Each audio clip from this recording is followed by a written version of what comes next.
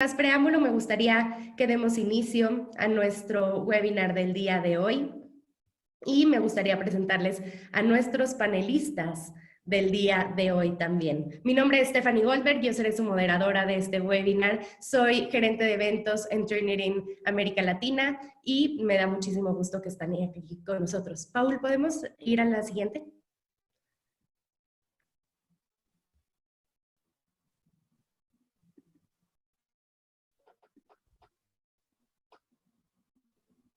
Muchísimas gracias. Nada más para que tengan un poco de contexto, este webinar es organizado por la Universidad de Israel en Ecuador y coorganizado por todos los panelistas, Turnitin, la Universidad Complutense de Madrid, la Universidad Católica del Maule y la Red Iberoamericana de Pedagogía.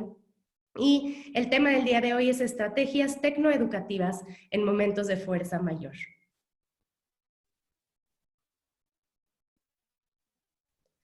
Podemos ir a la siguiente.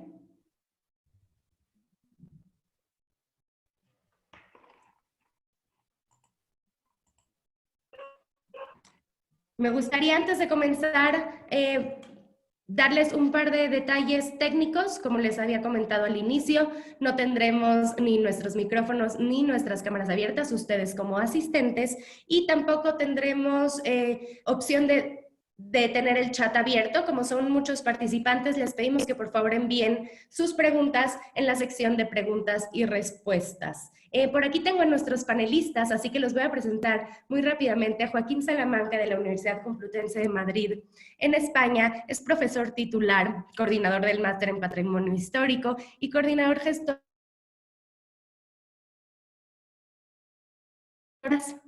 Hola, ¿qué tal? Buenos días, buenas tardes aquí en España.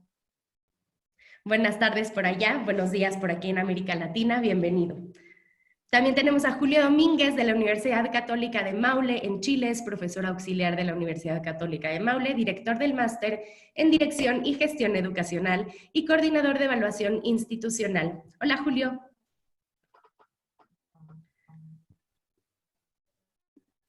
Hola, Julio, ¿cómo estás? Por aquí te tenemos, pero estaba silenciado, creo que ya tienes oportunidad. Ahora sí. de hablar. Ahora sí. Hola, ¿qué tal? Muchas gracias. Acá muy buenos días acá en Chile, 11 de la mañana. Todo muy bien, gracias. Bienvenido. También tenemos a Catalina Londoño de nuestro equipo de servicios profesionales y académicos en Turnitin América Latina. Hola, Catalina. Hola, Steffi, hola a todos y muchísimas gracias por estar aquí con nosotros. Tenemos a Paul Valdeón, que ha sido nuestro organizador de este webinar de la Universidad Israel en Ecuador. Es profesor titular de la universidad, presidente de la Comisión de Evaluación Institucional y Aseguramiento de la Calidad y director de Sistematización Institucional. Bienvenido, Paul, ¿cómo estás? Muchas gracias, Stephanie, y un saludo cordial a nivel mundial a todos los que están conectados en este momento y de parte de las autoridades de quienes hacemos la Universidad Tecnológica Israel en la capital Quito de Ecuador. Nuestro cordial saludo y agradecimiento también a Turnitin por aceptar esta invitación y esta espléndida organización. Muchas gracias a ustedes y bienvenidos. Muchísimas gracias a ustedes y a todos ustedes de estas instituciones. Y por último, pero no menos importante, quiero presentarles a Julio Arboleda de la Red Iberoamericana de Pedagogía. Él es el director de la Red Iberoamericana de Pedagogía en Colombia, REDIPE. Bienvenido, Julio. Muchísimas gracias por acompañarnos. Muy amable. En nombre del Comité Científico de la Red Iberoamericana de Pedagogía, pues un gran saludo para ustedes, para los participantes y particularmente para la Universidad de Israel que ha dado pues, a este diálogo. Así es, bienvenido, Julio. Paul, si vamos a la siguiente diapositiva, por favor.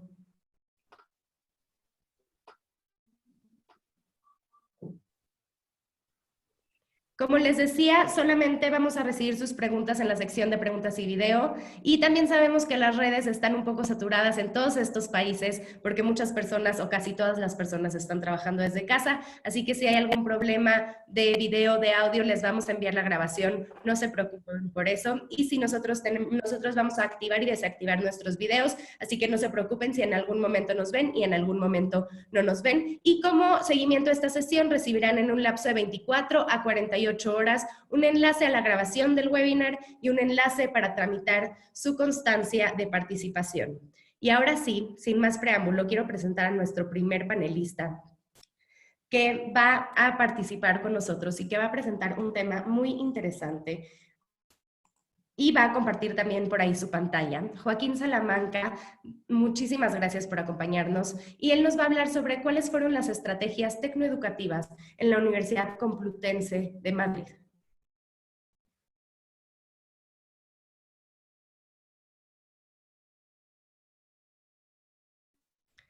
Vamos a ver unos segunditos, ya está compartiendo su pantalla y todos ya están viendo la pantalla de Joaquín. Y ahora sí, muchísimas gracias. Bueno, gracias a todos vosotros y vosotras.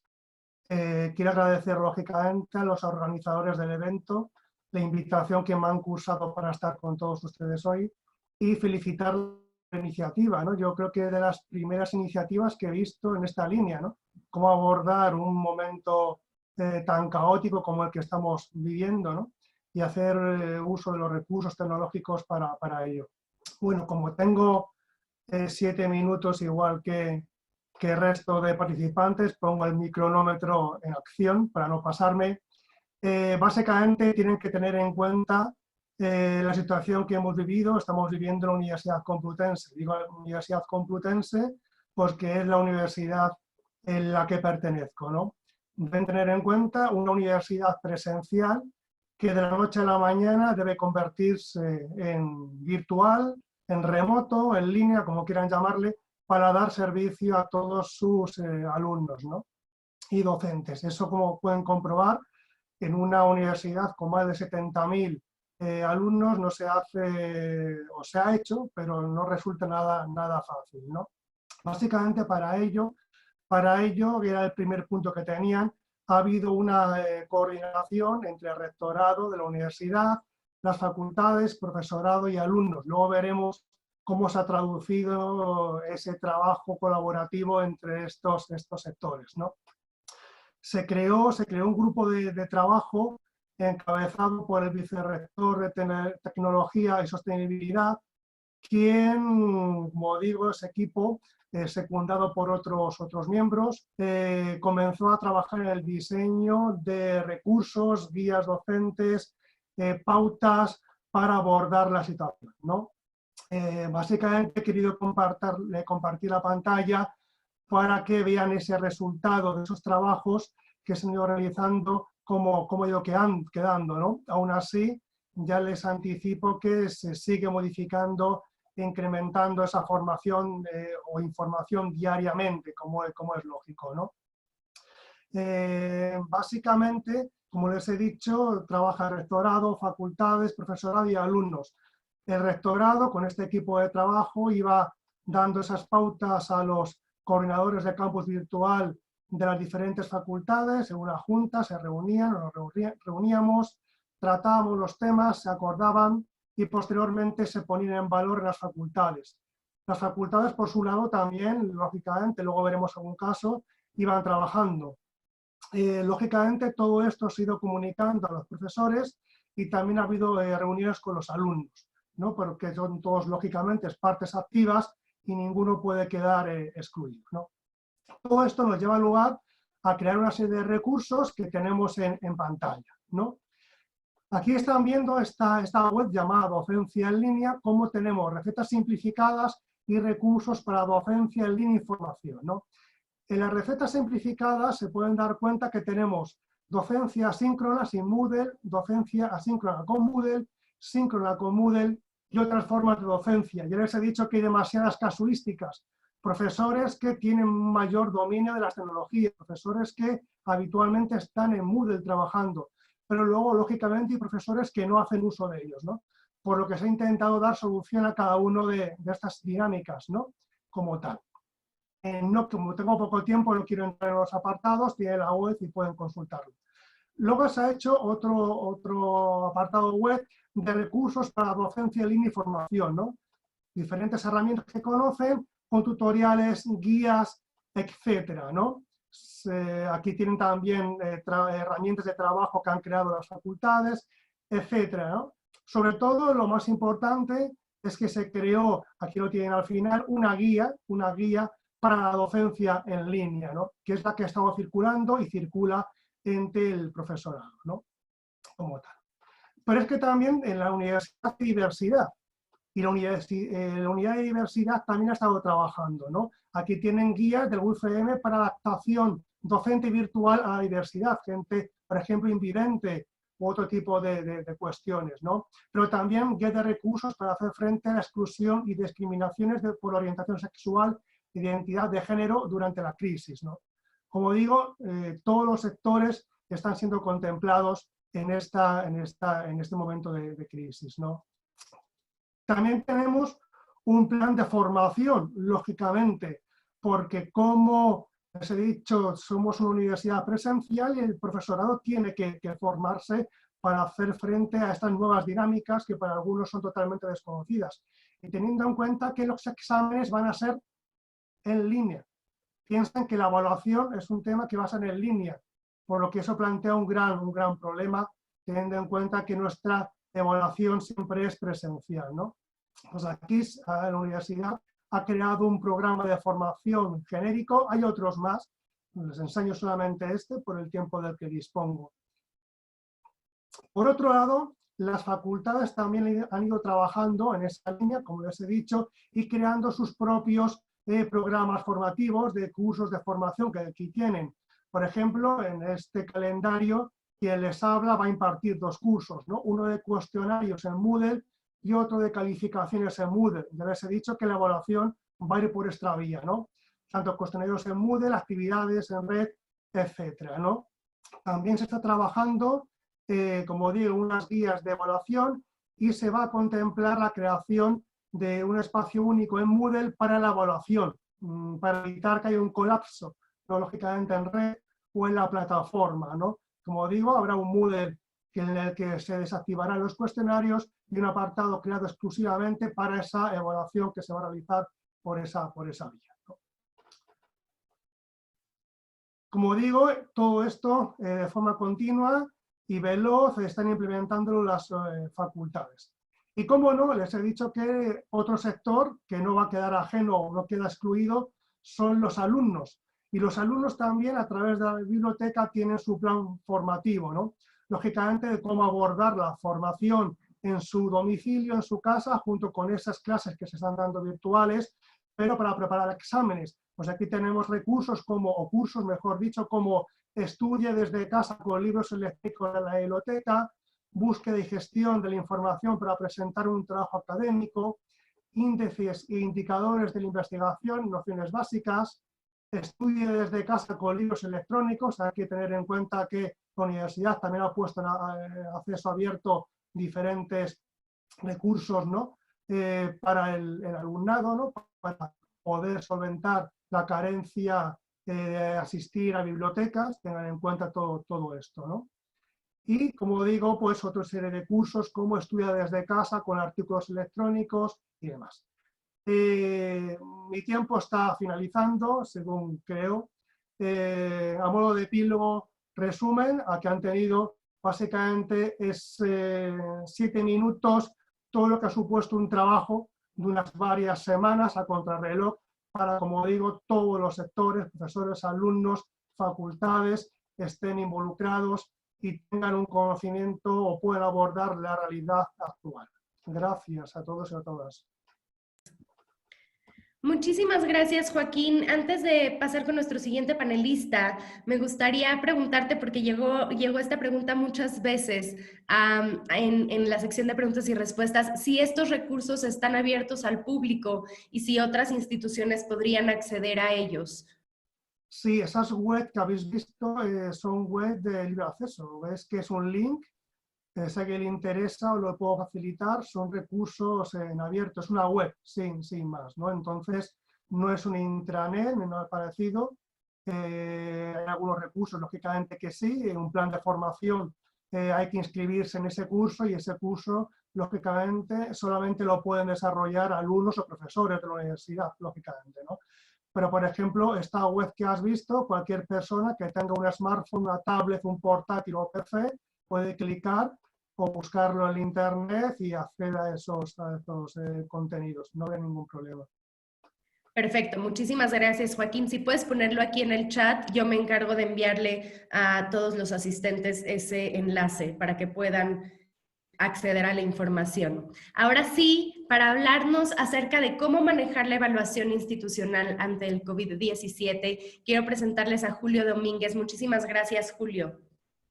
Bien, voy a aprovechar también mis minutos. Quiero agradecer la invitación. Quiero saludar a cada uno y a cada una de ustedes que nos están viendo. Gracias por la iniciativa, a Paul, a Stephanie. Y solo aclarar que un tema bien importante, que mi mirada va a estar puesta desde, más que una persona que está a cargo del tema aseguramiento de la calidad, yo soy un par evaluador de la Comisión Nacional de Acreditación de Chile. Y desde esa mirada quiero abordar este tema que me pidieron, cómo enfrentar la evaluación institucional ante el COVID-19.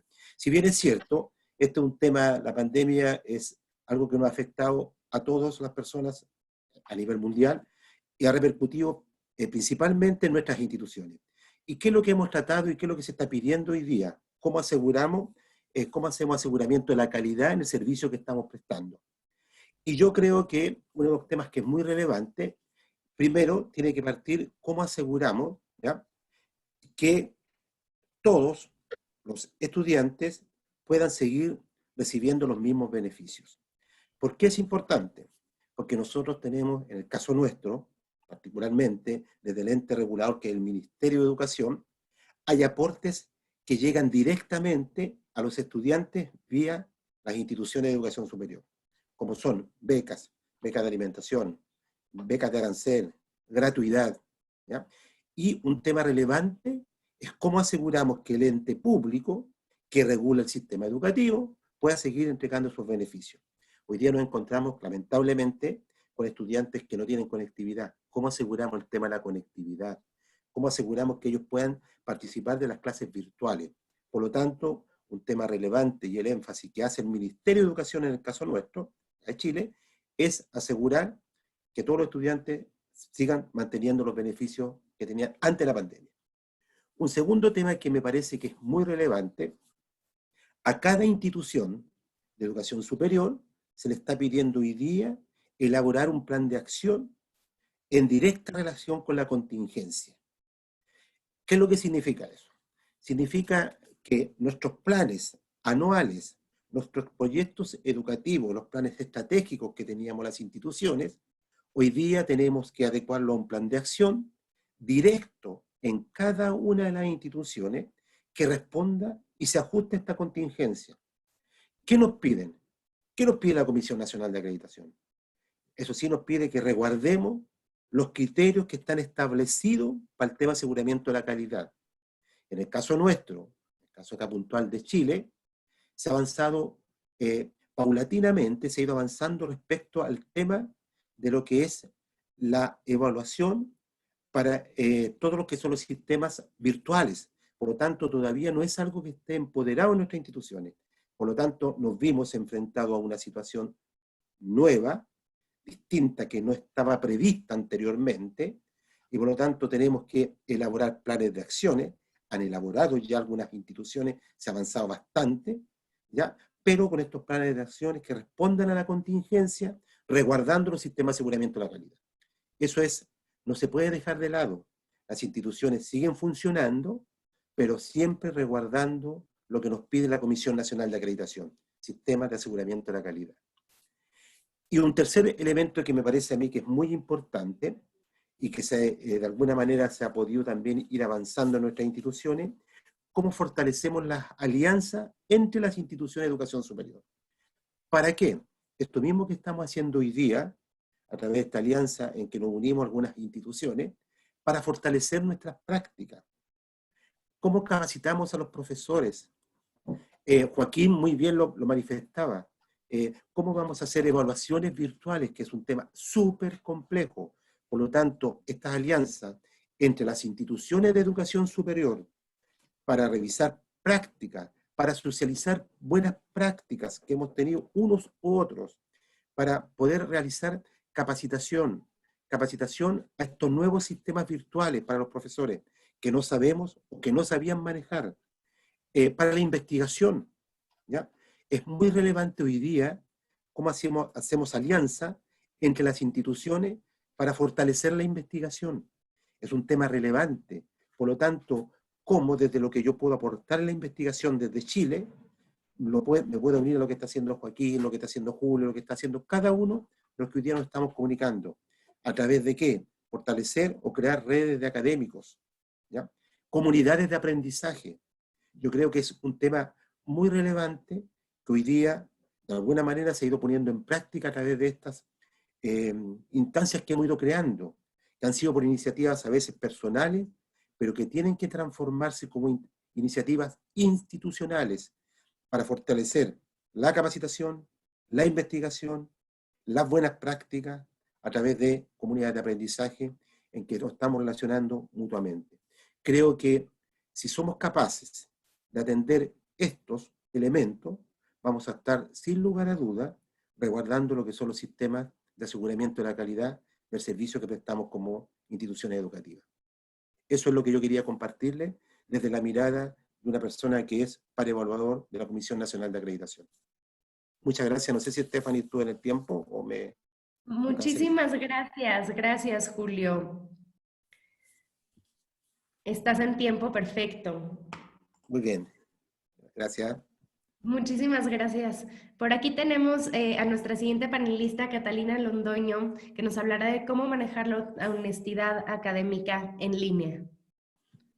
Bueno, muy buenos días y tardes para los que estén en el viejo continente. Bien, hay diferentes estrategias y este asunto de la integridad académica, de la honestidad académica en línea, tiene bastantes aristas. Y hay muchas personas en este momento estudiando y preguntándose, de hecho, cómo van a hacer para manejar la honestidad si de entrada nos encontramos con desafíos cuando estamos viendo a los estudiantes al frente. Entonces yo aquí tengo unos 5 punticos que quiero tocar rápidamente. Lo primero, y que es bien importante, es vital que los profesores se acerquen a sus estudiantes aun cuando no estén físicamente cerca. ¿A qué me refiero? Que el profesor se muestre a sí mismo, a sus estudiantes como una persona, como un ser humano. ¿Y eso qué relevancia tiene? ¿Y cómo lo hace? Primero, no sé, ponga un video de presentación, hable de algo personal, cree un espacio de interacción que no sea necesariamente para la clase, pregúntele a sus estudiantes cómo están, comparta con sus estudiantes sus dificultades o sus retos o sus desafíos o sus sentimientos, ¿no?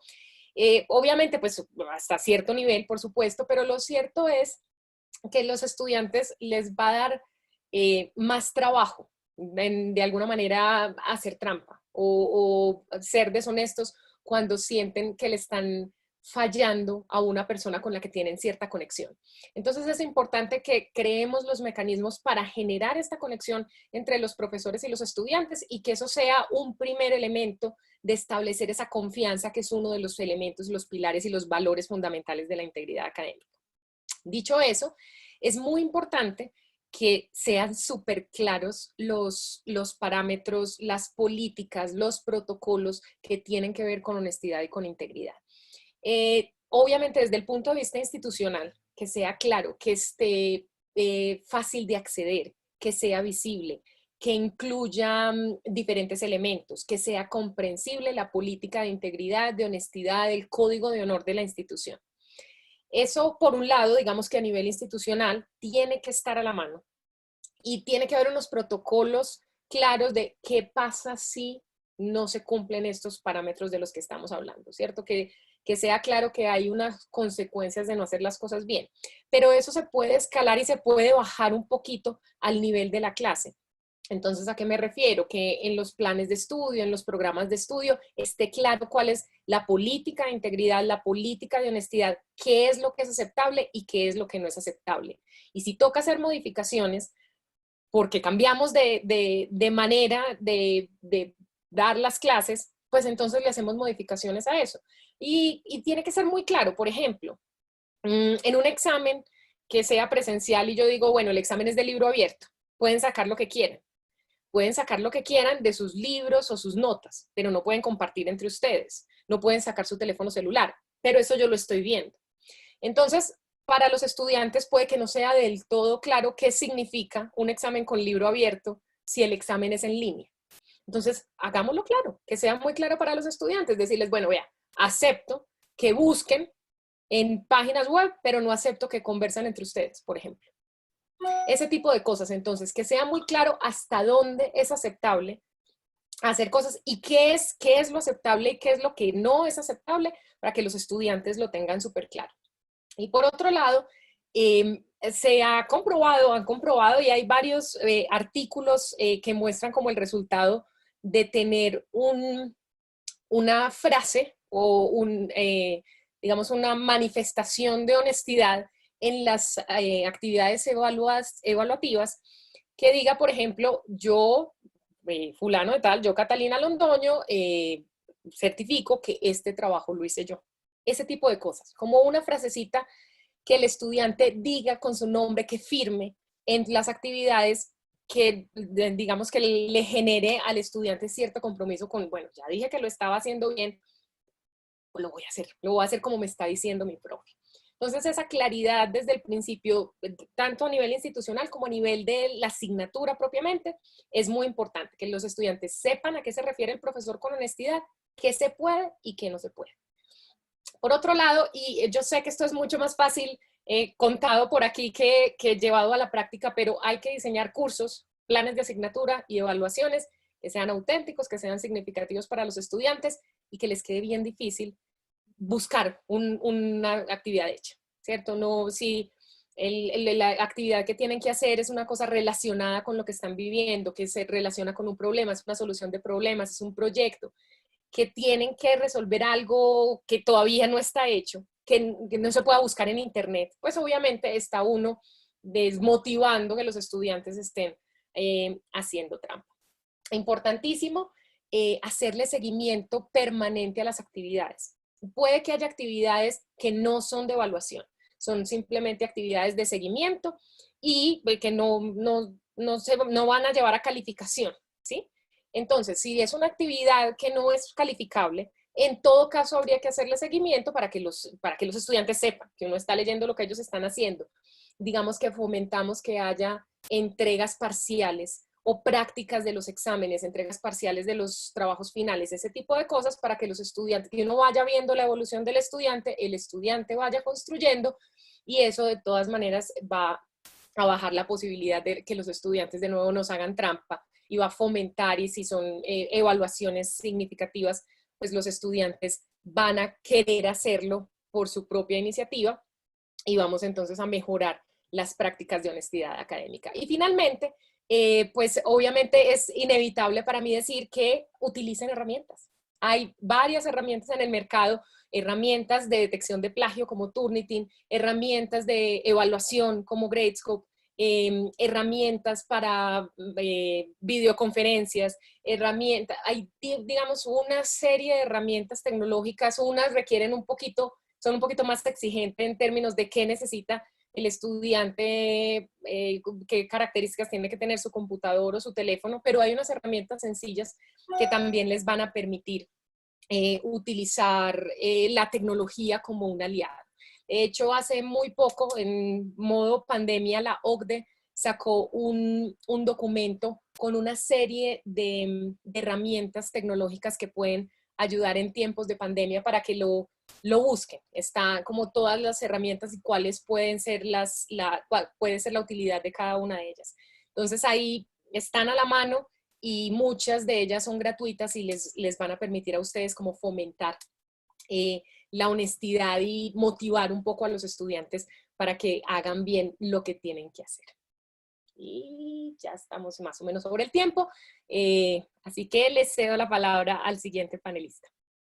Muchísimas gracias. Por aquí ya hay muchas preguntas de cómo se escribe y el link. Ahorita les vamos a enviar ese link y también les vamos a enviar el link de Gradescope, que es otra de las herramientas que mencionó Catalina. Muchísimas gracias, Catalina.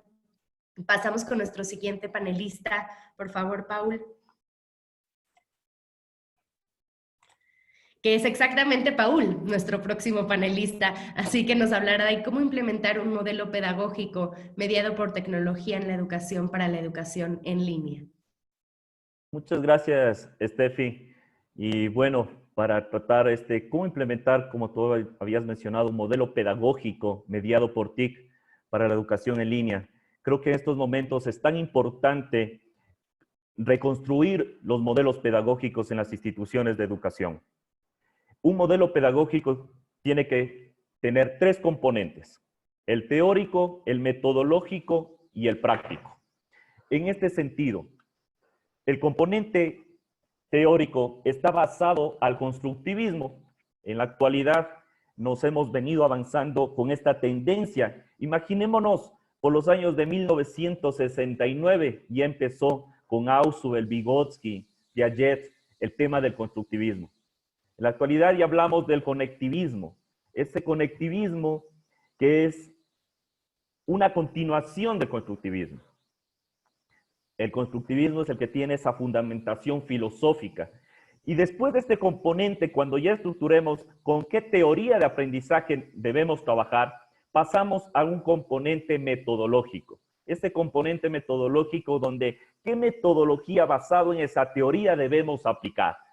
Hoy en moda y uno de los éxitos, por ejemplo, de Finlandia, Flip Classroom. Flip Classroom es creado en Estados Unidos, pero el primer país que puso en práctica y el éxito que tuvo a nivel mundial es Flip Classroom en Finlandia.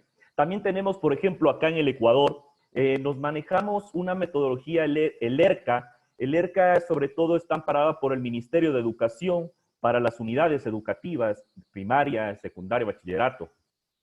Tenemos una metodología también PASIE que está orientada por el profe Camacho de FADLA, ¿sí? Es un ecuatoriano, y que está orientado al tema e-learning. Entonces, ¿cómo estas tendencias que ya han venido desde años atrás, ahora tenemos que explotarlas? Es el momento. Creo que por la situación de fuerza mayor que vivimos como una pandemia global, tenemos la necesidad de articular a donde yo voy a llegar con este modelo pedagógico mediado por TIC. Algo muy importante después de las teorías, de la metodología, es el componente práctico. El componente práctico ya es la acción a ejecutar. Y ahí están las estrategias. ¿Qué estrategias puedo tomar yo mediante las TIC? Las tecnologías de la información y comunicación. Y esto nos da un resultado que es una planificación mejorada por TIC. Esta planificación mejorada por TIC está avalada, por ejemplo, en una certificación internacional que nosotros como Universidad Israel también lo disponemos, avalada por el Marco Común Europeo, avalada por UNESCO, avalada por el ISTE, la Organización Internacional de la Educación, como la suficiencia pedagógica en competencias digitales. Qué importante es esto en estos momentos donde el docente tiene que tener todos los conocimientos adecuados para impartir un aprendizaje, sobre todo después de las competencias del siglo XXI que se tiene que lograr, llegar al aprendizaje significativo. Este aprendizaje significativo, donde tiene que ser que perdure, pero mediante la educación en línea. Entonces, ¿cómo vamos articulando las teorías, las metodologías, los componentes prácticos, las estrategias? Y sobre todo, ir orientando. No podemos dejar, porque va a ser una educación en línea, virtual, online, como la llamemos, ¿no es cierto? No podemos dejar a un lado los estilos de aprendizaje. Vamos a tener nosotros, y tenemos estudiantes auditivos, kinestésicos, visuales. Entonces, de acuerdo a estos estilos de aprendizaje, yo tengo que utilizar herramientas 2.0. ¿Qué herramientas 2.0? De presentación, organizadores gráficos, de evaluación, simuladores, repositorios. Algo tan importante que todas estas herramientas 2.0, que es de acuerdo a la evolución de la web, 2.0 es la web colaborativa, social. Pero ¿cómo ha evolucionado la web? La web 1.0 era esa web estática. La 2.0, la colaborativa. La 3.0, ahora en esta actualidad ya hablamos de 3.0 y es lo que a dónde voy a llegar. 3.0 es esa web semántica. La 4.0 es la web móvil y esa web que también se le denomina ahora ubicua. En cualquier lugar, en cualquier momento. Qué importante es ir utilizando. Después viene la 5.0, la emotiva sensorial. Ahora ya no hablamos de marketing, hablamos de neuromarketing. ¿Qué es lo que siente? ¿Qué es lo que desea? Y lo mismo es en el neuroaprendizaje. Para llegar a lo que habíamos dicho, el aprendizaje significativo. ¿Qué es lo que siente el estudiante? Y ahí me lleva una frase que es, todo profesor tiene que ser apasionado. Y ojo con algo, debemos enseñar desde el cerebro del que aprende. Un autor, un doctor en ciencias de la educación como es Fernández. Tan importante es analizar esa frase. ¿Cómo enseñar desde el cerebro del que aprende? No es lo que nosotros como docentes pensamos, sino es cómo captan este conocimiento para que sea perpetuo, para toda la vida. Y esta utilización de estas herramientas 2.0 de presentaciones, de evaluaciones que se ha nombrado, ¿cómo nosotros llegamos a ella a un entorno virtual de aprendizaje 3.0? 3.0 es tener un sitio semántico organizado contextualmente en un solo lugar. Por ejemplo, en la Universidad de Israel disponemos de un LMS, Learning Management System, como gestor para este aprendizaje como es el Moodle. Compañero Joaquín también en la Complutense trabajan con Moodle. Pero a este Moodle tenemos que organizar con lo que habíamos mencionado, con una metodología. ¿Cómo organizo mi plataforma? ¿Cómo pongo los recursos? ¿Cómo ordeno los recursos? Basado a una estrategia de aprendizaje, mediada obviamente por ti. Quiere decir que si yo pongo un recurso para la parte de experiencia, como es la E de la metodología ERCA, y pongo un recurso de un video, yo no me grabé un video tutorial, subí a mi canal de YouTube y no le pongo un link. Cojo el código embebido, por ejemplo, de YouTube, y este código embebido lo inserto en mi LMS, por ejemplo, en el Moodle. Entonces, voy construyendo una estrategia tecnológica para un aprendizaje significativo, donde el estudiante cuando ingresa a la plataforma no tiene distractores, porque al momento que pongo un link y se va a YouTube, y es un distractor por toda la información que sale en YouTube. Pero si yo lo ordeno y lo englobo en un sitio semántico y de la misma manera todas las presentaciones que hagan, herramientas como Prezi, Slides, Ponton y Maze, ¿no es cierto? Las de evaluación, Quizzes, Kahoot, Socrates, Pull Everywhere, ¿ya? Google Forms, ¿no es cierto? Organizadores gráficos, el tema de simuladores como Scratch, Code.org, Second Life. Entonces, todos estos tienen que estar articulados en un solo sitio semántico 3.0. ¿Basado en qué? En actividades sincrónicas y asincrónicas. Por ejemplo, en la universidad disponemos de dos actividades sincrónicas esencialmente. El Zoom, ¿no es cierto?, donde realizamos esos encuentros presenciales mediante la tecnología, ¿sí? Y el chat, que es otro recurso sincrónico. Y las asincrónicas con el uso de todas las herramientas. Por ejemplo, ¿cómo aprovechar una clase donde tenemos que palpar la realidad también? ¿Qué hacemos en una clase para hacer una estrategia de aprendizaje mediada por TIG? Es un taller. Esa es mi estrategia basada en una metodología. En la clase normal y corriente les dividimos en grupos, un grupo para la izquierda, otro grupo a la derecha y comenzamos nosotros a organizar los grupos. Y como docente, ¿qué hacemos? Vamos pasando por cada grupo y vamos realizando los aportes, aclaraciones a cada grupo. En Zoom podemos hacerlo de la misma manera. Es una forma tan automática. La idea de esto es dar a la sociedad, al mundo entero, informar las potencialidades que podemos tener con las TICs para dar una educación en línea virtual de calidad. Sobre todo, recuerden, con aprendizaje significativo. En ese sentido, se ha podido evidenciar un modelo pedagógico mediado por TIC, donde están las competencias del siglo XXI, aprendizaje significativo, incorporado estilos de aprendizaje, la articulación de herramientas 2.0 en un LMS 3.0 mediante actividades sincrónicas y asincrónicas. Muchas gracias. Muchísimas gracias, Paul. Por aquí hay muchas preguntas que dicen que si por favor les envías la lista de todos los recursos que acabas de mencionar. Así que lo que te propongo es que realices una diapositiva adicional en la presentación y en el correo de seguimiento les enviamos la presentación con todos estos enlaces. ¿Qué te parece? Perfecto, con mucho gusto. Justo esto, para esto es este tipo de webinar, para poder aportar a la sociedad con un granito de arena. Y esa es la filosofía de pensamiento positivo que tiene la universidad.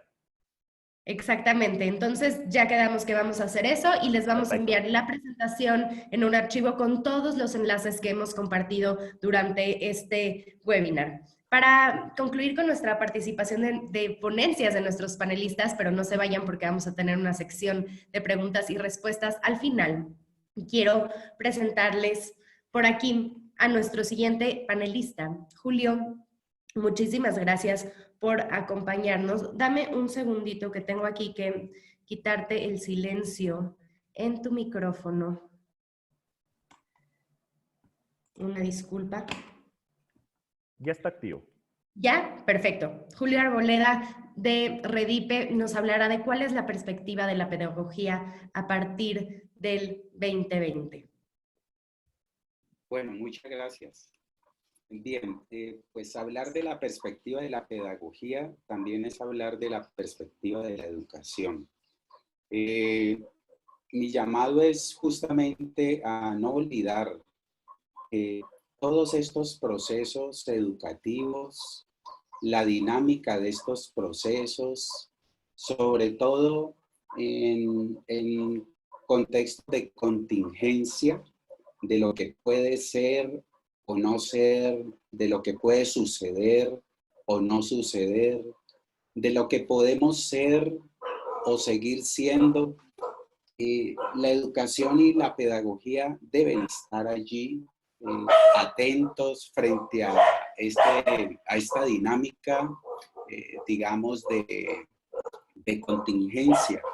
Y justamente mi llamado de atención es a que todos estos procesos educativos y los dispositivos que se engranan en ellos, digamos los dispositivos evaluativos, los dispositivos tecnológicos, los dispositivos metodológicos en general, deben desarrollar sus procesos o tener lugar, pero de acuerdo con los fundamentos de la pedagogía. Y sobre todo con la raíz de la educación. A veces desarrollamos procesos evaluativos, procesos curriculares, procesos metodológicos con el apoyo tecnológico, pero lo hacemos a veces al margen de esos enunciados madre de la educación y de la pedagogía. Entonces quizá voy a exponer rápidamente en qué consiste ello, de manera que todos estos dispositivos de los cuales ustedes están hablando y que me parecen muy importantes, no deben dejar de ser ajenos a estos principios madre de la educación y de la pedagogía. Precisamente hoy una gran discusión es si la educación online tiene sentido o no tiene sentido. Sí, tiene sentido, pero esta es una reflexión que también nos hicimos desde la maestría en pedagogías alternativas que vamos a sacar adelante en este año con la Universidad de Israel y Redipe, donde se pueda conciliar lo presencial también con lo online. Pero en este momento precisamente es lo que nos corresponde. Por eso todos ustedes y Catalina también han puesto de presente la importancia de humanizar la educación online como estrategia que en este momento pues es a la cual estamos apelando. Pero bien, a partir de esta experiencia de confinamiento, que también lo es de encuentro con la realidad concreta del ser, con la realidad concreta de la vida y de la existencia, donde cada vez somos más frágiles, y donde estas, la vida, el ser y la existencia también son permanentemente fracturados, a veces atropellados por el egoísmo, o digámoslo así, por la sed de acumulación despersonalizada, por el mal uso de los potenciales y miserias del mismo hombre.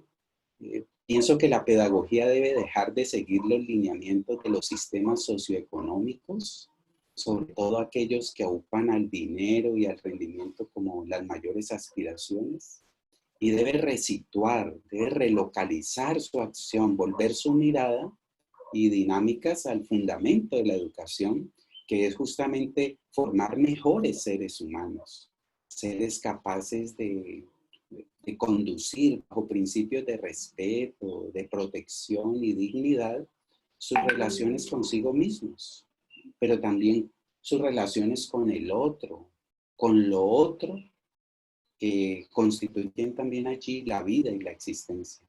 Y hacer de la didáctica y de la enseñanza, presencial, virtual o una mixtura de ellas, espacios para la apropiación democrática del saber, pero con sentido edificante. Prácticas para el saber ser, para el uso del saber a favor de todo aquello que afirme y no niegue la vida. La actual crisis sanitaria ha mostrado, por ejemplo, la vulnerabilidad y perversidad del orden financiero que hoy domina y que se traslapa en las relaciones sociopolíticas, que beneficia cada vez más a los más corruptos y al gran poder económico y político que a veces están en mutua connivencia, y nos ha puesto a pensar en ello, en el peso del individualismo presente en este modo de relación, pero también nos ha puesto a pensar en nuestro descuido de la naturaleza, en nuestro descuido de la vida misma, hasta el grado en que ambas actitudes son responsables del deterioro humano y planetario.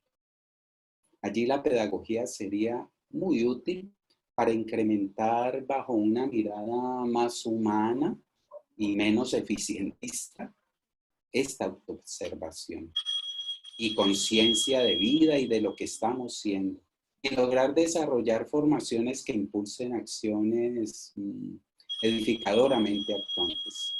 Yo pienso que si la educación no se realiza desde el principio de alteridad, de entrega al otro, y desde los valores más democráticos, pues será un acto que acaso desarrolle enseñanzas y aprendizajes para saber hacer, pero que de este modo nunca jamás podrá educar, pues tengamos cuidado con esto. Educar, formar al educando como mejor persona, es la sustancia de toda educación y pedagogía, sea física y o virtual. Por esa razón hemos publicado recientemente un libro que se llama Enseñar Educando, porque a veces tenemos todos los dispositivos, inclusive en la contingencia, para enseñar, pero sin educar. Y eso no tiene, pues, sentido. El reto educativo, tanto desde el aula presencial como la virtual o la mixtura de estas, reside, creo yo, en que el estudiante se pueda saber sentir acogido, habitado en el yo del profesor, habitado en el yo del educador, escuchado, atendido, acompañado en su nuevo nacimiento o transformación como otro, como mejor ser humano y artífice de mundos más dignos, que pueda ser reconocido en su singularidad. ¿Qué quiere decir esto? Que cada ser humano es único, en el sentido en que tiene, pues, su propia subjetividad, su propio modo de pensar, su propia forma de actuar, su propio estilo para aprender, su propio estilo de pensamiento, pero también debe ser reconocido en su pluridimensionalidad. ¿Qué quiere decir eso? Que que sea reconocido solamente también en su dimensión física. Ya nos estaba comentando Manuel de cómo hay dispositivos también para atender la diversidad de sujeto y de contexto. Entonces, atender al educando en su pluridimensionalidad es ver también cuál es su realidad concreta de tipo físico y cómo mejorar también su dimensión física, su dimensión social, su dimensión.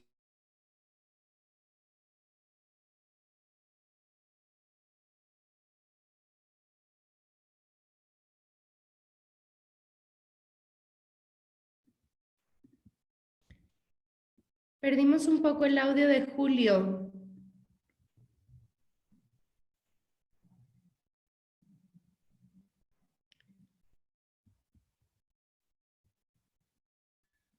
Julio, ¿nos escuchas?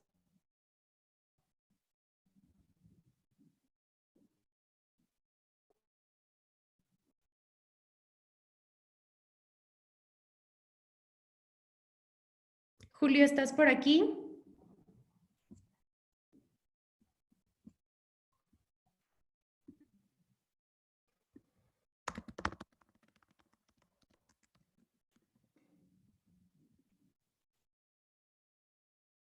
Paul, me parece que tuvimos un problema ahí con Julio. Vamos a reiniciar su audio para que pueda continuar. Listo. Julio, ¿me escuchas ahora sí? Ahora sí, sí, sí. Perfecto. Sí, estaba hablando de que el primado de la educación y de la pedagogía debe constituir el fulgor que arroje luces a todos estos procesos de educación, sea presencial, online. Es un gran reto, por ejemplo, de la educación online, que también lo es de la educación presencial, es cómo acoger al otro en su singularidad, en su realidad concreta. Cómo tener en cuenta los propios intereses de los estudiantes, cómo tener en cuenta sus sueños y miedos, porque no hay otra forma de educar para formar mejor ser humano si no es reconociendo al otro en su pluridimensionalidad, en su singularidad. ¿Cómo puede ser acogido? ¿Cómo puede ser motivado? ¿Cómo puede ser tocado pedagógicamente? Pero ninguna de estas aulas, ni el aula presencial, ni el aula virtual, en general dan muestras de ello. Si la interacción presencial no logra este cometido, pues no le va a quedar tan fácil tampoco al aula absolutamente virtual. Esta última, pues sí, ofrece mediaciones y artefactos basados, como hemos mencionado, en protocolos estandarizados. Y eso es lo que hay que evitar un poco. Allí tiene que reinventarse el aula virtual para no, digamos, seguir protocolos propios de lógicas eficientistas y en consecuencia homogeneizantes, como decíamos ahora, que consideran que quien está más allá de la pantalla son seres homogéneos, que tienen la misma forma de pensar, los mismos intereses, la misma situación concreta. Entonces, allí es donde es importante la reinvención de parte de la educación y pues también de la didáctica, de la pedagogía. Podríamos decir que la pedagogía cumple su finalidad al generar oportunidades y capacidades para aportar al proyecto humano de la vida, al fortalecimiento de los lazos más humanos entre los hombres, para el cuidado de la naturaleza, para el cuidado de los seres vivos y no vivos. Hay también un antropocentrismo de que piensa que la educación es solamente para el ser humano y para lo que necesita el educando en su inmediatez. ¿No? Es también cómo humanizar la existencia, cómo humanizar al otro, pero también a lo otro, cómo humanizar al pluriverso, que es ese entramado de seres vivos y no vivos que viven interconectados e interrelacionados. un ejemplo de ello es esta crisis sanitaria que nos muestra cómo estamos conectados a seres vivos y no vivos y que nos afectan. Lo que le afecta al uno le afecta al otro. Lo que el hombre haga de depredación va a afectar a lo otro, que es la existencia y a la misma vida. En ese sentido, la pedagogía puede favorecer el fortalecimiento de los lazos más humanos entre los hombres, como decíamos ahora, para el cuidado de los ecosistemas en su devenir interconectado, asimétrico, contingente, y de ese modo enfrentar el proyecto inhumano y antropocéntrico de homogeneización planetaria y pluriversal. Pienso que en razón a esa desorientación que ha vivido la misma pedagogía, sí, el constructivismo es muy, muy importante, pero está deslocalizado de ese cordón madre del que hablábamos ahora. Y no solamente el constructivismo, sino la gran parte de los enfoques y modelos pedagógicos. Por eso el llamado de Paul es muy importante. Cómo rebobinar o cómo reinventarse esos modelos pedagógicos. Pero eso tiene que ser a la luz de los principios fundantes de la educación, porque si no, creemos que la educación es solo para el saber hacer, cuando el sentido máximo es el saber ser, saber hacer para ser.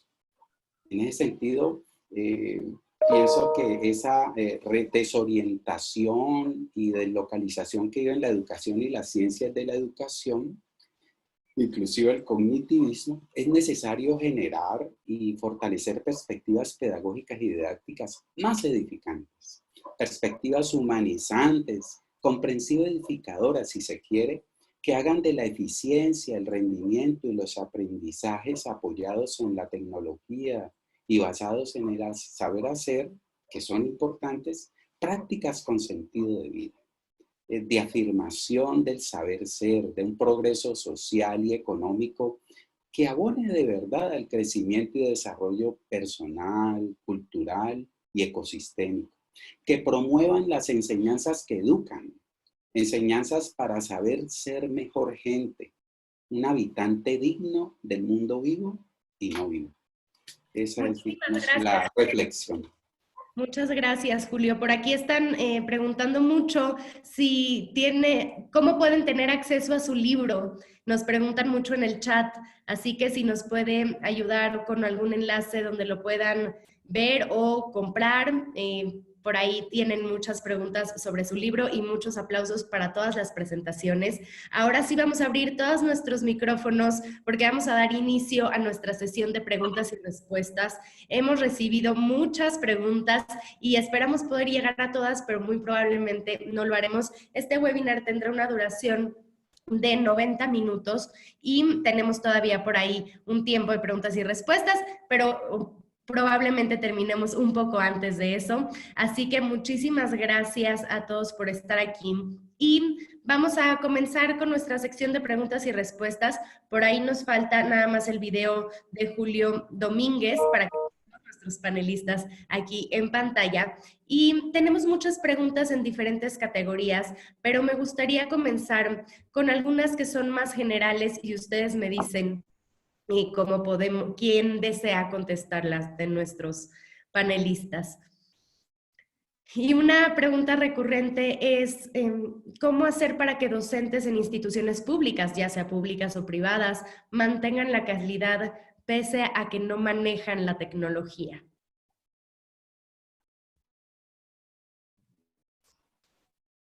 ¿Quién se anima? Sí. A ver, yo creo que efectivamente esto es un tema que ha sido complejo, nos pilló de sorpresa a muchas instituciones, digo desde la experiencia propia de nuestra institución, pero yo creo que el tema el foco tiene que estar puesto en el tema de calidad. Efectivamente, hoy día que nos vemos a clases virtuales, las instituciones tienen que preocuparse de asegurar el tema de la calidad. ¿A través de qué? Primero, capacitando a los profesores. Yo creo que hoy día, y por los que ya están más avanzados, Joaquín, han dado un paso muy relevante respecto a lo que ha sido la capacitación a los profesores. Usar medios virtuales es difícil, por lo tanto, capacitar a los profesores. Capacitar en planificación, en evaluación. Hoy día nos hemos encontrado con un sinnúmero de ofertas de cursos que tenemos en las instituciones, día a día. Nos están diciendo, mire, para planificar, nosotros estamos usando la plataforma Teams, en el caso nuestro, pero tuvimos que aprender a capacitar el uso de la plataforma Teams. Tenemos que asegurar buenas clases, buenas planificaciones, buenas y pertinentes evaluaciones a este contexto.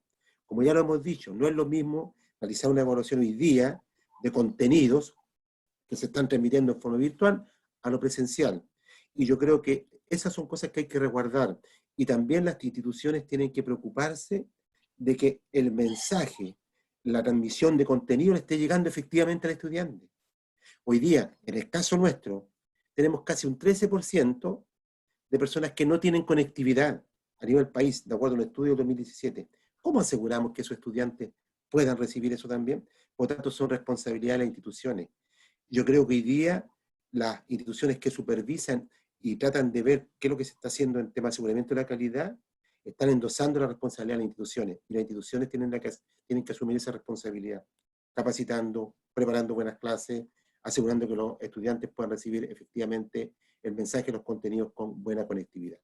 Creo que esa es mi opinión, por lo menos, desde la experiencia de lo que es trabajar un poco el tema de la acreditación de las instituciones de educación superior.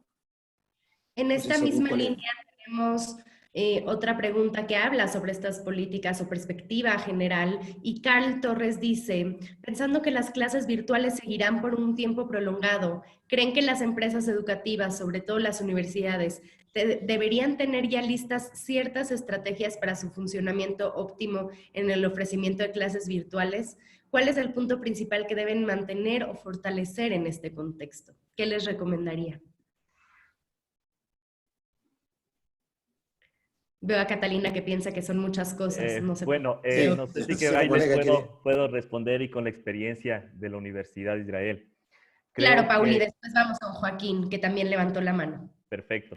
Creo que un punto importante en las instituciones de educación, en este enfoque que yo le he dado de 3.0, el rol no es solo de la institución, el rol también es del docente y el rol también es del estudiante. En esta triangularidad se tiene que tener la institución, disponer de plataformas tecnológicas si vamos al enfoque 3.0. Los docentes tienen que tener esa preparación para ser docentes 3.0. Y el del estudiante creo que es el que menos nos preocupa, porque los estudiantes ya están con ese chip conectados. En ese sentido, algo muy importante después de esta infraestructura tecnológica, responsabilidad de la institución, es el tema de capacitación. Algo que nos ha servido y nosotros hemos iniciado a pesar de esta pandemia, las clases normalmente el 6 de abril. Hemos venido ya trabajando, este es un trabajo de aproximadamente 1 año y medio atrás. Con esa tendencia y esa visión que también es muy importante, la visión que tengan las autoridades de la institución, se hizo una campaña y primero se acreditó a la universidad como CLC by IBEC, como un centro de aprendizaje en tecnología. Y ahí tenemos las certificaciones que son las suficiencias en competencias digitales. Cada docente de la Universidad Tecnológica Israel dispone mínimo de 2 a 3 certificaciones. Y otros docentes ya tienen 6, 7 certificaciones, donde son tutores. También está involucrado en la malla académica, tanto en grado como en posgrado. Entonces, con la tecnología, la capacitación a los profesores y este contenido dando con la tendencia en cada asignatura, con una tendencia a nivel mundial, se ha logrado esta articulación 3.0. Entonces, creo que es la responsabilidad más grande en estos momentos, sobre todo, donde muchas personas recién comienzan a valorar la tecnología. La tecnología no tiene ni un lado positivo ni nada. Si yo quiero evaluarle como algo ético, no, la tecnología no le puede evaluar. Al ser humano le evalúo en la parte ética. Yo puedo utilizar la tecnología para algo bueno o para algo malo. Entonces, en ese sentido, creo que ahora estamos valorando y tenemos que tener las condiciones, pero sin dejar el fin, que es esa ciencia que hablaba el profe Julio. Esa ciencia, ese contenido para lograr un aprendizaje significativo. Creo que le doy paso a Joaquín. Perfecto. Sí, bueno, en la Complutense, por ejemplo, en nuestro caso, ciertamente ya se consideran escenarios de posibles rebrotes, ¿no? Yo creo que todos los ámbitos lo están considerando, ¿no? Por lo que esta senda que se ha iniciado no se para, ¿no? Se queda ahí, se va mejorando, ¿no? Y se van aprendiendo de los errores, lógicamente, que es de lo que se trata. Por otro lado, hay que tener en cuenta que, como decía anteriormente en esa web que enseñé, hay diferentes dinámicas. Somos una universidad presencial, eso no lo puede olvidar nadie. No somos una universidad en línea o virtual, por lo que las personas deben cambiar las dinámicas de trabajo de forma demasiado rápida, ¿no? Y a veces puede haber resistencias diferentes motivos, ¿no? Por temas de edad, que quizás las tecnologías le pueden resultar más ajenas, o porque piensan que ahora deben que hacer un cambio de chip demasiado rápido, ¿no? En nuestro caso lo que hemos intentado es tener en cuenta todo tipo de sensibilidades, ¿no? Desde la persona que puede realizar una tutoría a través de emails, simplemente intercambiando emails, hay personas que pueden utilizar Zoom, pueden utilizar Google Meet, pueden utilizar Collaborate, Microsoft Teams. Pero la cuestión es que nada se pare, ¿no? Que la tecnología te permita seguir caminando y que cada uno escoja la opción que la que se sienta más cómodo, o por lo menos la que se sienta más preparado para ello, ¿no? A veces no hay que hacer grandes alardes, sino que todo sigue en funcionamiento. Luego hay que tener en cuenta la cuestión. Claro, estamos hablando de enseñanza online, pero hay más ámbitos. Está el tema del práctico. Nosotros, yo, como habéis visto, soy coordinador de un máster, tenemos el tema de las prácticas. Se están buscando soluciones de todo tipo, ¿no? Para ver qué se hacen, porque no solamente somos nosotros. Con perdón por la expresión, hay otra pata para el banco. Están las empresas que trabajan con nosotros y los alumnos hacen prácticas allí. También las empresas han empezado a tener dinámicas en línea para realizar esas prácticas, ¿no? Algo que tampoco es nada fácil, ¿no? Allá no entramos en un tema de formación, que ten en cuenta que esas personas no están dentro de nuestra nómina, no son docentes. Creo que las patas son más amplias de lo que parece. Y luego hay otra cuestión, no es lo mismo enseñar o realizar una práctica quizás, yo que soy historiador, por ejemplo, un comentario de texto, por decirlo así, a tener que trabajar o hacer una práctica, por ejemplo, en un laboratorio, no, por ejemplo, en medicina, ¿no? Las cosas no son tan fáciles a veces, ¿no? Lo en línea llega hasta donde llega. Ciertamente también se ha abierto un poco el calendario para que determinadas prácticas que quizás no pueden desarrollarse 100% online, se desarrollen de forma presencial, ¿no? Y eso se contempla, por ejemplo, que en el mes de julio haya esa posibilidad, ¿no? Por ejemplo, pues como digo, hay algunas disciplinas que no pueden tener esa dinámica en línea igual que tener, por ejemplo, pues un trabajo de campo, etcétera, etcétera, etcétera, ¿no? Imaginemos una excavación, ¿no? Una excavación, por mucho que quieras hacer en línea, o estás allí o estás allí, ¿no? Y así podrás seguir con otras dinámicas, ¿no? Como digo, se están buscando soluciones de todo tipo, por eso decía lo de involucrar a las facultades, pero a veces no, ciertamente no solamente un tema tecnológico, ¿eh? A veces la tecnología llega hasta donde llega. Por ejemplo, yo que soy un tema documental y los alumnos deben trabajar en prácticas con documentos, hay archivos que me han dicho directamente que no pueden acceder a los fondos porque no están digitalizados. Eso es un problema.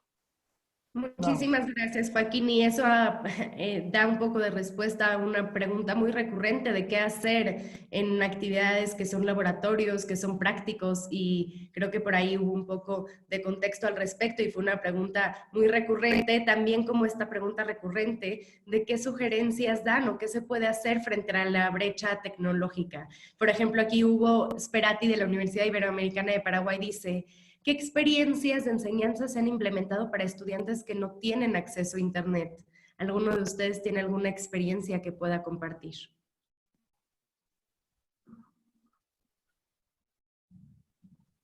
Paul. Muy amable, gracias. Creo que solo como una recomendación, existen bastantes herramientas tecnológicas en el enfoque de como LMS, como gestores de aprendizaje, y ahí tenemos uno que ha potencializado es Excel Learning.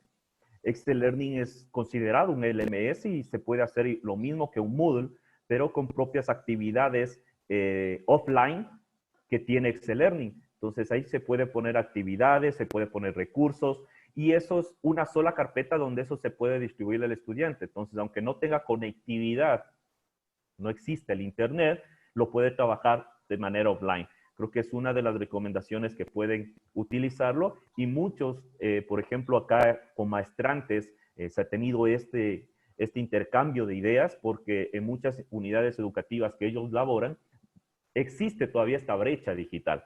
Entonces, les ha ido muy bien y bueno, la idea es utilizar e investigar. Creo que en todo ámbito, si no tenemos en nuestra mentalidad la investigación, creo que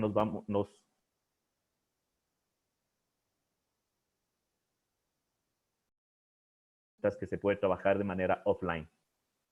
Muchísimas gracias. Sí, Julio. Dame un segundo, abrimos tu micrófono.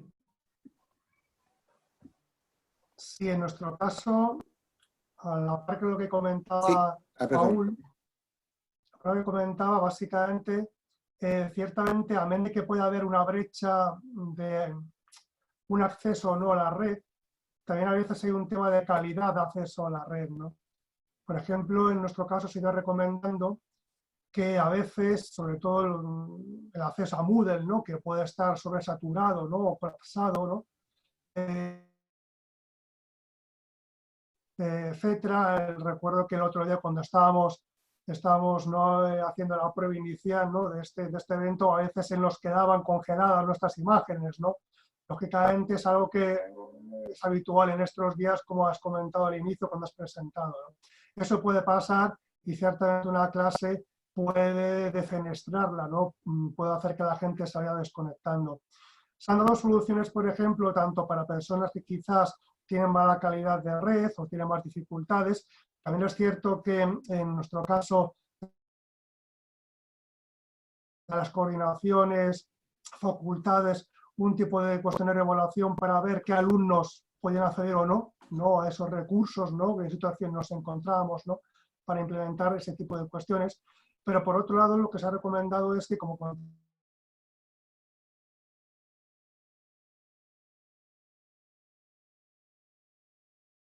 tú con un programa de captura de pantalla te grabas un tutorial, grabas píldoras y luego lo compartes por un drive, etcétera, lo subes lo mandas por email, ¿no? Y luego, como decía, tutorías las tienes en los comentarios, si no puedes tenerlo a través de foros, pues a través de emails, ¿no? Como digo, esas soluciones, lógicamente, siempre hay que tener una conexión a red, ¿no? Porque si no puedes acceder a tu email, poco puedes hacer, ¿no?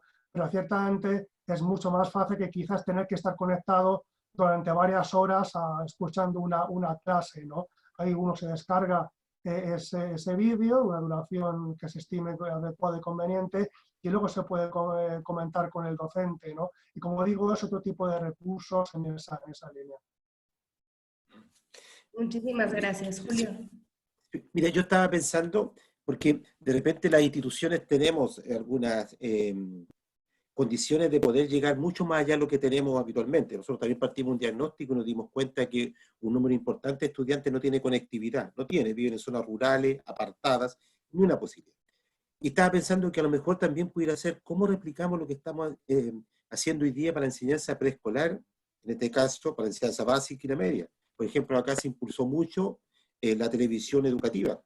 Por lo tanto, a través de los canales abiertos, se está entregando contenidos de aprendizaje para niños. ¿Ya?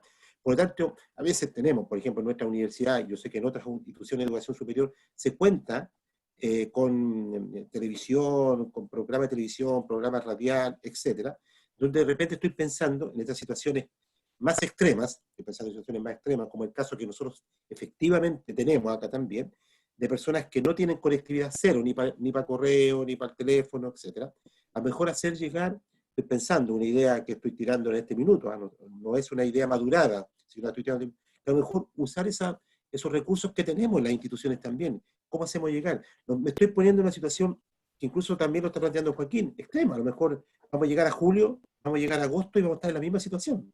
Y vamos a tener un porcentaje importante de estudiantes que se van a retirar o van a desertar el sistema porque no tienen las condiciones no van a poder pagar, no van a poder, o algo va a pasar, o no van a seguir con la conectividad.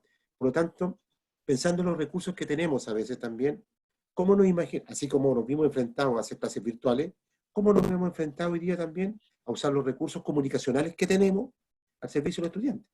Estoy pensando, la experiencia que hoy día todavía no está evaluada, pero lo que se está haciendo con los niños de la enseñanza básica, que en los canales de televisión abierta se están practicando contenidos, ¿ya? A lo mejor se pudiera replicar de alguna manera también en una situación más que se pueda alargar esto, a lo mejor con los estudiantes de educación superior, ¿ya? Lo tiro así como una idea, no obviamente elaborada en términos de lo que es práctico, pero pudiera ser frente a una situación que pueda ser más compleja y pueda ser más duradera en el tiempo.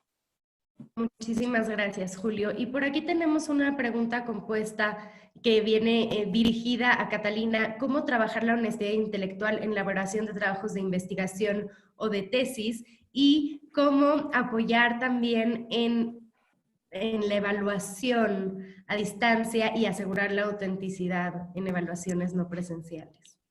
Bien, bueno, pues nos vamos como para la primera parte cuando son trabajos de investigación, un trabajo construido, un ensayo largo, una tesis de grado, cosas de ese estilo. Realmente en términos prácticos no va a haber mucha diferencia entre la aproximación a la honestidad en términos de plagio, por ejemplo, si lo estamos haciendo virtual que si lo estamos haciendo presencial. En términos generales, este tipo de trabajos se construyen de manera autónoma pues en la mayor parte, y pues el estudiante tiene que tener orientaciones en cómo debe hacer su revisión bibliográfica, cómo debe escribir, en qué momento se hace una paráfrasis o en qué momento se hace una cita textual. Este tipo de orientaciones se pueden hacer de presenciales o no, y en muchos de los casos, de hecho, aun cuando sea en tiempos pre-pandemia, y idealmente cuando sea post-pandemia, van a ser documentos, va a ser formación que no necesariamente es presencial.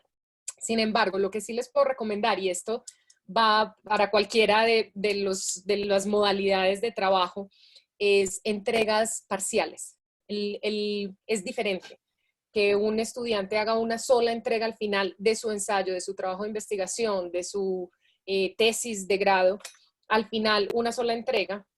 No hemos tenido posibilidad de hacerle seguimiento al estudiante. No hemos visto en el transcurso del camino cómo han sido sus prácticas de citación y referenciación, sus prácticas de investigación, sus prácticas de escritura. Entonces, tener entregas parciales es una manera bastante eficaz de saber a tiempo si hay algún problema que se debe atajar y que se puede corregir, en lugar de hacerlo una entrega final cuando ya puede ser un poco tarde, ¿no? Eso por un lado. Y la segunda parte de la pregunta es evaluaciones. Pues mi primera recomendación, y de nuevo yo estoy consciente que es mucho más fácil para mí decirlo que sentarse a diseñar una evaluación donde sea difícil de entrada ser deshonesto. ¿A qué me refiero? Una evaluación que recoja experiencias personales del alumno, por ejemplo, evaluación auténtica, etc. Dicho eso, una evaluación que se puede hacer con libro abierto, de entrada, por ejemplo. Pero sé que eso es difícil diseñar y que muchos de los casos es que tenía programado mi examen para el miércoles y entramos en pandemia el lunes, ¿no? Entonces ya no tengo tiempo de reorganizar mis exámenes y demás. Hay herramientas tecnológicas y de nuevo volvemos a la tecnología y el asunto de conectividad se nos vuelve complicado, pero hay herramientas tecnológicas para facilitar la vigilancia de los exámenes, de las evaluaciones en línea. Hay herramientas, por ejemplo, para bloquear los navegadores, de manera que uno tenga que estar concentrado en una sola ventana, por ejemplo. Hay herramientas para hacer vigilancia en línea, que hacen reconocimiento de la identificación del estudiante o que revisan que el estudiante esté mirando para la misma parte. Recomiendan, por ejemplo, si es posible, de nuevo, temas de conectividad, que los estudiantes tengan sus cámaras prendidas. Para evaluaciones orales que estén a cierta distancia para ver qué están haciendo con las manos. Cosas de ese estilo. A mí me angustia un poco que uno esté como presumiendo que los estudiantes le están haciendo trampa, pero pues bueno, esas son las herramientas que existen y que inevitablemente tenemos que hablar sobre ellas. Y una recomendación que he leído mucho es manejar el tiempo de las evaluaciones de manera inteligente. Es decir, no darles demasiado tiempo para hacer una evaluación, por ejemplo, porque tienen mucho tiempo de buscar en otras partes. Entonces, tener el tiempo exacto para que un estudiante bien preparado pueda responder. ¿Ok? Entonces, no es tampoco muy poquito para que corran y se angustien y ya no hacen nada porque están muy angustiados, pero tampoco irse al extremo de, bueno, tienen el resto de la tarde para hacer la evaluación, porque entonces van a tener mucho tiempo de comunicarse y de buscar alternativas por otro lado. Entonces hay como diferentes elementos, unos de tecnología, unos prácticos de diseño y bueno, pues como les dije al principio, es muy importante que tener como base que el principio es honestidad y cierta confianza que se genere entre el profesor y sus estudiantes y bueno, pues intentar no presumir que los estudiantes nos están haciendo trampa y eso depende un montón de la cercanía que ustedes logren establecer con sus estudiantes desde el principio. Muchísimas gracias. Y por aquí para la última pregunta que cubriremos el día de hoy, que llegó de muchas maneras, pero quiero focalizarla en esta pregunta que hizo Silvia Curi. Dice, este seguimiento a las actividades de los alumnos ha sido estresante y en ocasiones ha duplicado el trabajo del profesor. ¿Qué hacer para no saturarse? Y por ahí también había otra pregunta, ¿qué hacer para manejar el estrés que están viviendo también los docentes en todo este cambio? ¿Alguien quisiera tomar esta pregunta para concluir con nuestra sesión de preguntas y respuestas?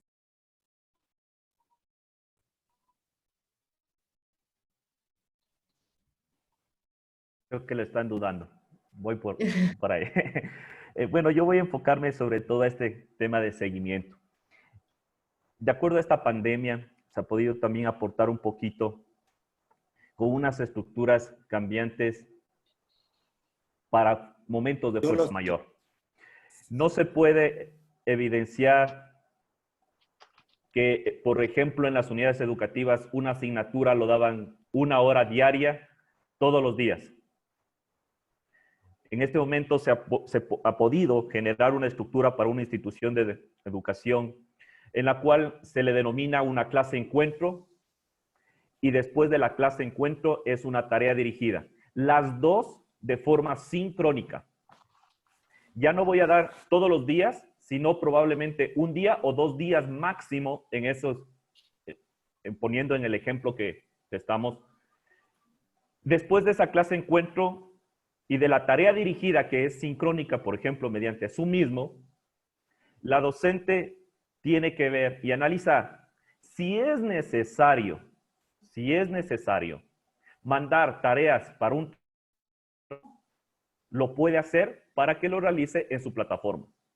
En estos momentos no podemos bombardear con tareas porque hasta el docente mismo se convierte en este problema de estrés. Y analicemos que este problema de estrés no es solo del profesor, no es solo del padre de familia, no es solo del estudiante, es de todos. Porque los padres de familia también están ejerciendo, por ejemplo, teletrabajo. Y ahora el padre de familia viene el hijo y le pregunta, ¿cómo hago esta tarea? Y comienza la revolución y ese mismo de una clase encuentro de 40 minutos académicos, un ejemplo, y 40 minutos seguido, tareas dirigidas, sincrónicas. Entonces el estudiante, ¿a quién le va a preguntar? Al docente, porque el docente se vuelve un tutor. Y ahí, solo si ve la necesidad, mandará mediante las plataformas alguna tarea autónoma para que lo realice en casa. Entonces, de eso apoyamos al docente porque se está concentrando y está ahí mismo trabajando, no tiene que estar revisando adicional, sino en esas horas y lo trabaja de una manera planificada. Al padre de familia le aliviamos también ese rol ¿Por quién preguntar? Porque el estudiante también, los niños se estresan. Van donde los padres de familia les pregunta al padre de familia, oye, pero eso no sé, pregúntale a tu profesora. Entonces, ¿qué sucede? El niño también se estresa, no sabe, entonces aquí mismo preguntar. Entonces, esa es una de las sugerencias que se ha podido aportar a una institución de educación media mediante también las autoridades de la Universidad de Israel.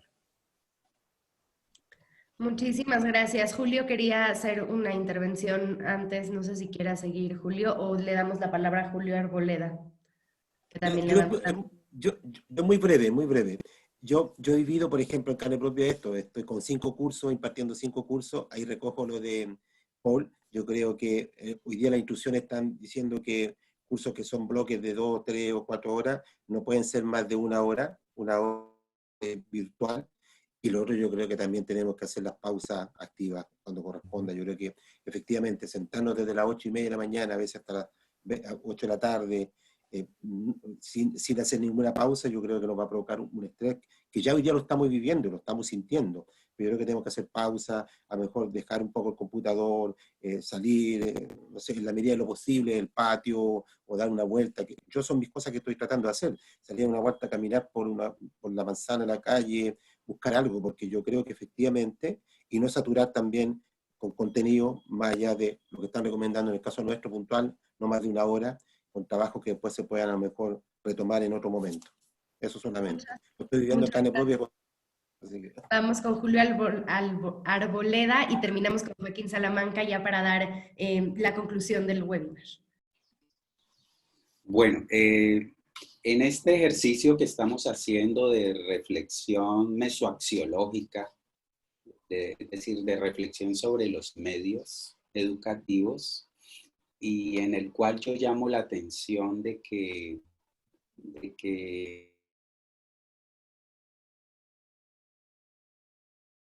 no debe descuidar el sumum, el asunto radical de raíz de la educación, que es el ser. Nos deja claro algo. Uno, que quizás lo estén haciendo mejor las instituciones que estaban preparadas para el trabajo presencial y online, o el trabajo online, y que cuentan con los dispositivos.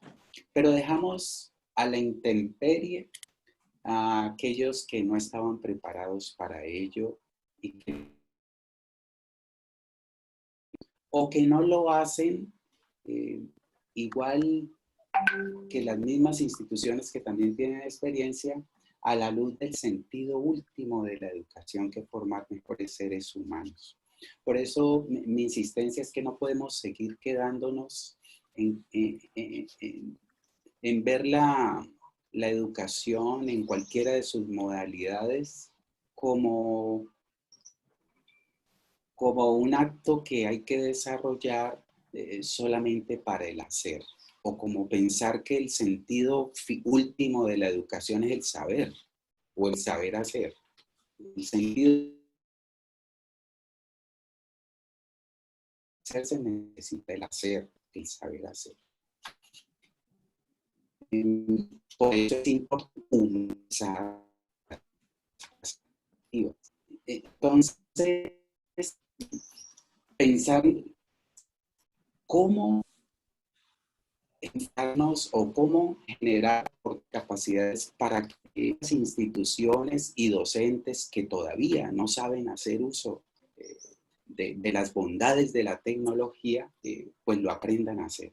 Y el no saber hacerlo, pues nos genera todo ese tipo de pulsiones psíquicas, como se mencionaban allí, relacionadas con el temor, con el estrés, con los miedos. Lo peor que podría hacer un docente y una institución ante el estrés y ante el miedo es invadir de estrés a los mismos estudiantes, o invadir de miedos a los mismos estudiantes, o que los estudiantes se sepan vigilados, que se sepan controlados. Entonces, allí la democracia y los derechos humanos se pierden, porque la escuela no se puede convertir en un escenario de vigilar y castigar.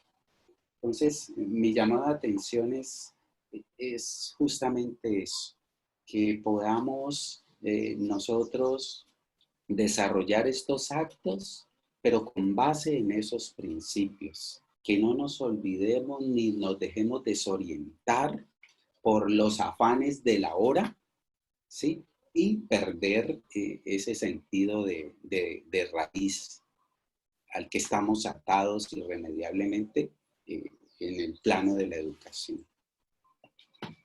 Muchísimas gracias. Joaquín, rápidamente para concluir, querías compartir tu pantalla y con eso concluimos. Le damos después la palabra a Paul para que nos dé unos agradecimientos finales. Sí, solamente comentar que lógicamente ese estrés que viene derivado, puede venir derivado por ese cambio, ¿no?, de paradigma a la hora de la enseñanza de lo presencial a lo virtual, en el que todos estamos inmersos, tanto docentes como cargos educativos, etcétera. Lógicamente todo se ve incrementado por la situación que pueden vivir familiarmente, ¿no? Hay que tener en cuenta que seguro que todos o todas conocen algún familiar, algún amigo conocido que ha sido o ha cogido la enfermedad, ¿no? Este COVID-19, ¿no?, o coronavirus, por lo que lógicamente la situación todavía se agrava más. También hay que tener en cuenta que llevamos confinado bastante tiempo. Ese confinamiento te pide tener un contacto con otros seres vivos, ¿no?, por lo que también llega a afectar, ¿no? Aquí lo que estoy compartiendo en pantalla es una iniciativa del SICOL, de la UCM, para dar apoyo en estos momentos. Ya existía anteriormente este servicio, pero ahora más que nunca, como pueden ver en la pantalla, pues para PDI, que es personal docente investigador, PAS, que es estudiantes, residentes en colegios mayores, familiares, etcétera, ¿no? Como digo, no solamente es un que puede haber provocado por ese cambio de lo presencial a lo virtual, sino que además la situación que uno vive de confinamiento, problemas familiares, también puede agravarlo, ¿no? Pues como digo, la UCM ofrece este servicio para un poco paliar la situación, nada más. Muchísimas gracias, Joaquín. Por mi parte, solamente restaría agradecerles y recordarles que en un lapso de 24 a 48 horas les enviaremos el video de esta sesión y un enlace para tramitar su constancia de participación, así como la presentación con todos los enlaces que podamos incluir para que puedan entrar a todas estas herramientas, a todas estas páginas que se comentaron. Bueno, para finalizar, creo, de parte de la Universidad Tecnológica Israel, emitir el más caluroso abrazo y agradecimiento, primeramente a Turnitin por hacer viable este magno proyecto, y creo que son estrategias que estamos manejándolo y seguirán muchos proyectos adicionales. Gracias a Joaquín, todos grandes amigos que en algún momento tuvimos las oportunidades de participar en los congresos, en seminarios a nivel internacional. Pues Joaquín, muchas gracias, y creo que también se vienen muchos proyectos que ya estamos por ahí en mente y trabajando. Gracias también al profe Julio Domínguez, desde la Universidad Católica del Maule. Tuvimos la oportunidad de estar allá igual en un congreso, y viendo la potencialidad y calidad de profesionales, se ha hecho estar entre amigos y con las potencialidades de profesionales, un agradecimiento muy especial. Catalina Londoño, gracias. Muchas gracias también. Hemos trabajado desde que implementamos hace un año atrás con Turnitin. Hemos implementado, tenemos para toda la comunidad universitaria, tanto de grado y posgrado, para estudiantes y docentes. Y de igual manera seguimos trabajando. Y un agradecimiento muy especial al profe Julio Arboleda. Realmente el apoyo con él ha sido muy inmenso. Gracias por todos los proyectos que estamos trabajando, por todo lo que ha dado también a la Universidad Israel, y saben que para todos las puertas de la Universidad Tecnológica Israel están abiertas. Muchas gracias a todos los participantes. Creo que veo más de 1000, creo que llegamos a 1700 conectados. Creo que hay registro, casi 5000 registros que tiene Stephanie, pero creo que ha sido una cifra espectacular, y nuevamente de parte de las autoridades, me atrevo a decirlo, de parte de las autoridades de la universidad, muchas gracias a todos y creo que las puertas para todos los que han participado como ponentes y espectadores, las puertas están abiertas. Muchas gracias. Muchísimas gracias y no Gracias terminamos a todos. de agradecerte, Paul, por hacer esta ocasión, invitar a todos los panelistas y ponernos a todos en contacto y hacer que esto suceda. Muchísimas gracias a la Universidad Israel. Hasta luego y nos vemos en el próximo webinar.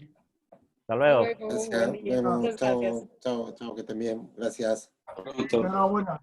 Enhorabuena a todos.